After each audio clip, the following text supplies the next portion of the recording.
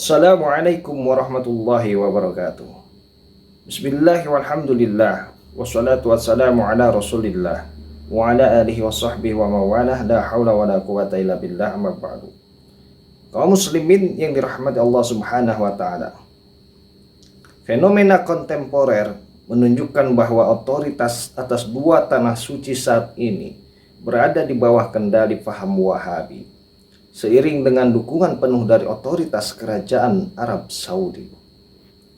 Konsekuensinya, para imam yang ditunjuk untuk mengimami sholat di Masjidil Haram dan Masjid Nabawi secara eksklusif berasal dari kalangan ulama yang berpemahaman Wahabi, seperti Abdurrahman As-Sudais.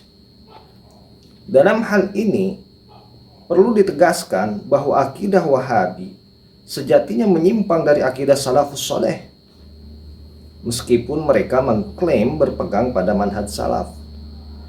Penyimpangan tersebut tampak dalam penolakan mereka terhadap pendekatan takwil dan tafwid makna dalam memahami ayat-ayat sifat yang termasuk kategori mutasyabihat. Pendekatan tekstualis semacam ini pada akhirnya bermuara pada bentuk akidah yang dekat bahkan identik dengan pandangan mujassimah, yaitu mereka yang menetapkan sifat fisik bagi Allah, yang secara konsensus ditolak oleh seluruh ulama Ahlus Sunnah wal Jamaah. Dari sinilah muncul pertanyaan penting dan relevan dalam konteks fikih kontemporer. Bagaimana hukum bermakmum di belakang imam yang berakidah Wahabi dalam pelaksanaan sholat berjamaah? Jawaban atas permasalahan ini telah dibahas secara komprehensif dalam kitab Al-Majmu' Syarah Al-Muhadzab juz 4 halaman 150 karya Imam Nawawi, salah satu ulama besar dari madhab Syafi'i yang dikenal luas dalam dunia Islam karena kedalaman ilmunya serta besarnya manfaat dari karya-karya ilmiahnya yang monumental.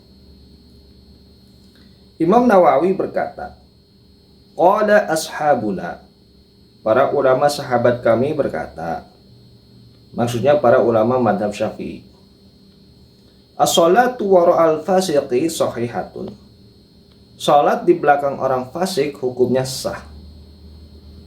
Laisat bimuharramatan, bukan yang diharamkan. Lakinnaha makruhatun, akan tetapi makruh. Wa kadza tukrahu wara'al mubtadi'i, demikian pula makruh hukumnya salat di belakang pelaku bid'ah.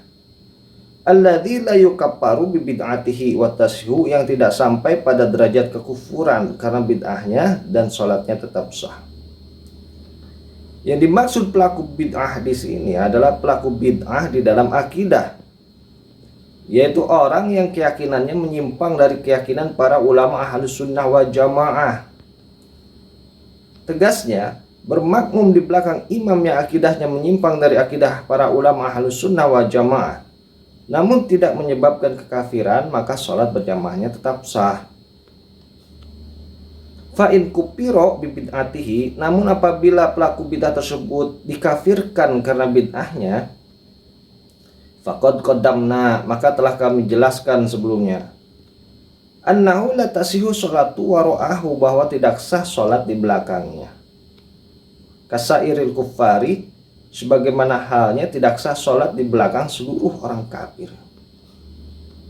Wa nassa Syafi'i fil Mukhtasari, Imam Syafi'i telah menegaskan dalam kitab Al-Mukhtasar ala karahati sholati, tentang hukum makruh dalam melaksanakan sholat khalfal fasiqi wal mubtadi'i, di belakang orang fasik dan pelaku bid'ah di dalam akidah. Fa'in fa'alaha, namun jika dia tetap melakukannya, sahhat, maka sholatnya tetap sah.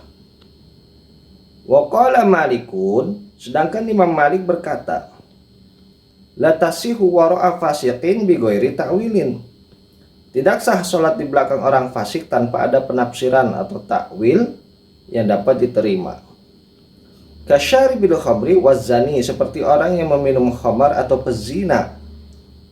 Wa dhahaba jumhurul ulama'i ila sihatiha, mayoritas ulama berpendapat bahwa sholat tersebut tetap sah. Far'un, cabang permasalahan. Qad dzakarna, telah kami sebutkan, annaman yukaffaru bi bid'atihi, bahwa siapapun yang dikafirkan karena bid'ahnya, la tasihu sholatu wara'ahu, maka tidak sah sholat di belakangnya. Wa man la yukaffaru tasihu, namun jika tidak sampai dikafirkan karena bid'ahnya, maka sholat di belakangnya tetap sah. Wa mimman yukaffaru, dan sebagian dari orang yang dihukumi kafir adalah man yujasimu tajsiman sorihan, orang yang menetapkan sifat fisik atau tajsim bagi Allah secara terang-terangan dan eksplisit. Inilah yang dimaksud dengan akidah mujassimah. Berdasarkan penjelasan yang disampaikan oleh Imam Nawawi, hukum sholat di belakang imam yang menganut paham Wahabi seperti Abdurrahman As-Sudais adalah makruh selama imam tersebut tidak diyakini sebagai orang kafir. Hal ini dikarenakan terdapat perbedaan pendapat di kalangan ulama terkait status kafir bagi golongan mujassimah. Menurut Imam Abu Hasan Al-Asy'ari, mujassimah tidak sampai pada derajat kekufuran. Namun sebaliknya, Imam Nawawi berpendapat bahwa mujassimah termasuk dalam kategori kufur. Dengan demikian, meskipun secara formal sah, sholat berjamaah di belakang tokoh Wahabi seperti Abdurrahman As-Sudais tidak mendatangkan keutamaan pahala berjamaah, sebab dihukumi makruh. Dalam konteks ini, sholat berjamaah yang dilakukan hanya oleh dua orang, seorang imam dan seorang makmum.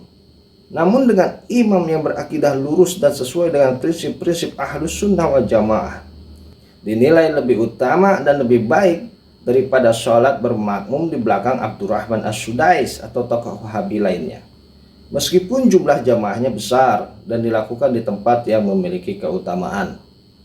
Demikian yang bisa saya sampaikan. Mudah-mudahan jadi ilmu yang bermanfaat. Allahu a'lam bishawab. Wassalamualaikum warahmatullahi wabarakatuh.